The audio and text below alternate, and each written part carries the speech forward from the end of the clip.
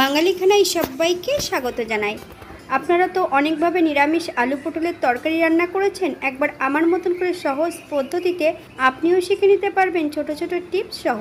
তবে আমি আজকে এখানে কিভাবে এত তেল মশলা কম দিয়ে চুই ঝাল দিয়ে আলু পটলের তরকারি রান্না করলাম, চলুন সেটা একবার দেখে নেওয়া যাক ভিডিওর মাধ্যমে। খেতে কিন্তু খুবই সুস্বাদু হয়েছিল। আপনারা একবার রান্না করলে বারবার রান্না করবেন। এখানে বেশ কিছুটা আগে থেকে পটল আর আলু কেটে নিয়েছি আর অনেকটা চুই ঝাল।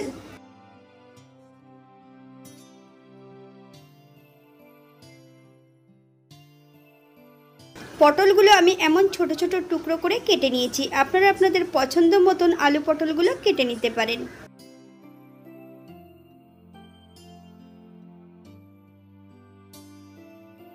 এই পর্যায়ে বেশ কিছুটা মশলা বেটে নেব। আদা, জিরে, ধনে, শুকনো লঙ্কা, দারচিনি, এলাচ, লং বেশ মিহি করে বেটে নিতে হবে। এতটা মশলা আমি ব্যবহার করব না, অর্ধেকটা মশলা রান্নার কাজে ব্যবহার করব। একটা কড়াইতে বেশ কিছুটা সাদা তেল অ্যাড করেছি। তেল গরম হওয়া পর্যন্ত অপেক্ষা করতে হবে।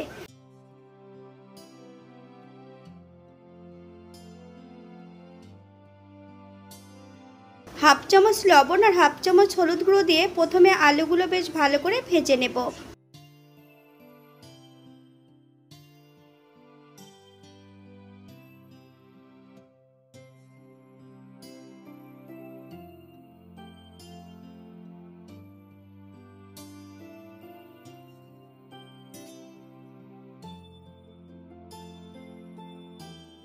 এই পর্যায়ে তেল থেকে সম্পূর্ণ আলুগুলো তুলে নেব।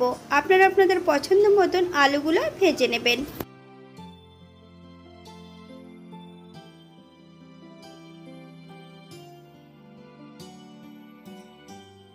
একই তেলে পটলগুলোও ভেজে নেব। তবে পটল ভাজার সময় আমি লবণ অ্যাড করব না, হাফ চামচ হলুদ গুঁড়ো অ্যাড করব। মিডিয়াম আঁচে বেশ পটলগুলো ভালো করে ভেজে নিতে হবে।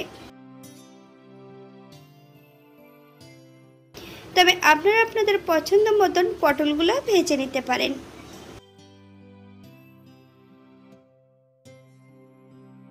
বাঙালি রান্না ঘরোয়া উপকরণ দিয়ে আপনাদের যদি রান্নাগুলো পছন্দ হয় তাহলে চ্যানেলটি সাবস্ক্রাইব করে দিয়ে পাশে থাকবেন। পাশে থাকা বেলটি বাজিয়ে দেবেন, নইলে নিত্য নতুন রান্নার নোটিফিকেশন পাবেন না। এই চ্যানেলে বিভিন্ন ধরনের নিরামিষ বা আমিষ রেসিপি দেওয়া আছে। আপনাদের যদি পছন্দ হয় তাহলে চ্যানেলটি ঘুরে একবার দেখে নেবেন।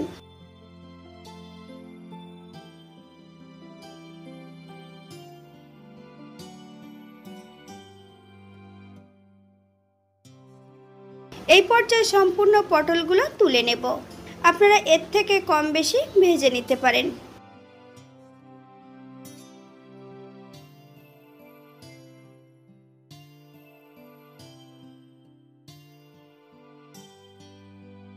আবারও বেশ কিছুটা সর্ষের তেল অ্যাড করেছি। ফোড়নে রেখেছি সাদা জিরে। ফোড়ন থেকে সুগন্ধ বেরোলে হাফ চামচ লবণ অ্যাড করব। আপনারা স্বাদ অনুসারে লবণটা অ্যাড করবেন। বেশ কিছুটা কাঁচা লঙ্কা, হাফ চামচ হলুদ গুঁড়ো,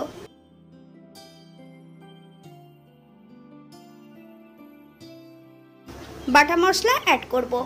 আমি এখানে অর্ধেকটা বাটা মশলা অ্যাড করেছি। মশলাটা বেশ ভালো করে ভেজে নিতে হবে।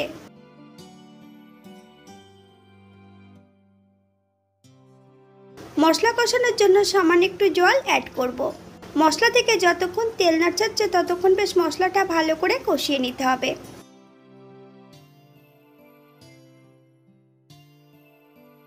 মশলা কষানোর মাঝপথে সম্পূর্ণ আলু এবং চুই ঝালটা অ্যাড করে দেব। মশলা সহ আলু দিয়ে বেশ ভালো করে কষিয়ে নিতে হবে। আপনারা একবার স্ক্রিনের দিকে ফলো করবেন।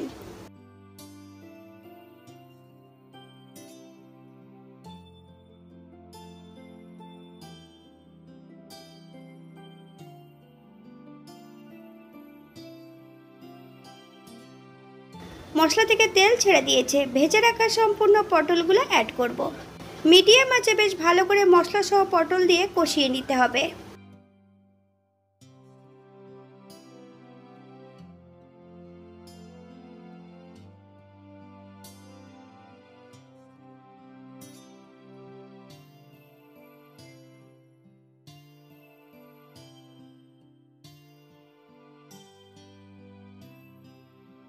হাফ চামচ চিনি। আপনারা যদি পছন্দ করেন তাহলে পরিমাণে বাড়িয়ে দিতে পারেন।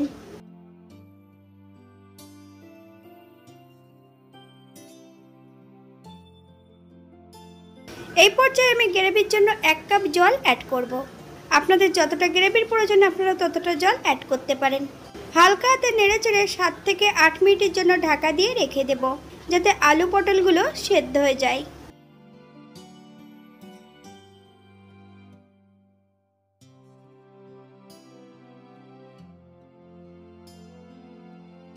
8 মিনিট পর আমি আগের থেকে কিন্তু 2-4টে কাঁচা লঙ্কা অ্যাড করে রেখেছিলাম। আপনারা যদি পছন্দ করেন তাহলে পরিমাণে বাড়িয়ে দিতে পারেন। এই পর্যায়ে একবার চেক করে নিতে হবে যে আলু পটলগুলো সেদ্ধ হয়েছে কিনা। আমি চুই ঝালটা কিন্তু এই পর্যায়ে হাতার সাহায্যে চেপে দেব।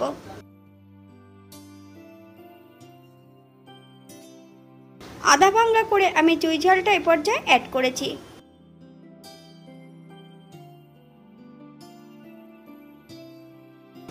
এক চামচ ঘি। আপনারা যদি পছন্দ করেন তাহলে পরিমাণে বাড়িয়ে দিতে পারেন। গ্যাসের ফ্লেমটা অফ করে দিয়ে 5 মিনিটের জন্য স্ট্যান্ডিং টাইম দেব, তারপর সার্ভ করব।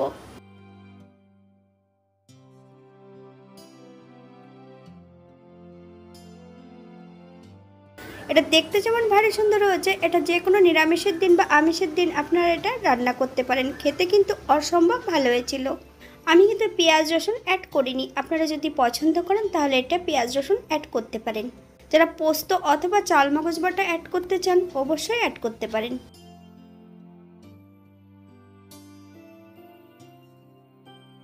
আজকের ভিডিওটি এই পর্যন্ত। সবাই সুস্থ থাকবেন, ভালো থাকবেন। অন্যদিন নতুন রেসিপি নিয়ে আপনাদের সামনে আবার আমি হাজির হব। নতুন ও পুরনো সকল বন্ধুদের অসংখ্য ধন্যবাদ ভিডিওটি দেখার জন্য। হাতে যদি সময় থাকে তাহলে একটা লাইক, কমেন্ট, শেয়ার করবেন।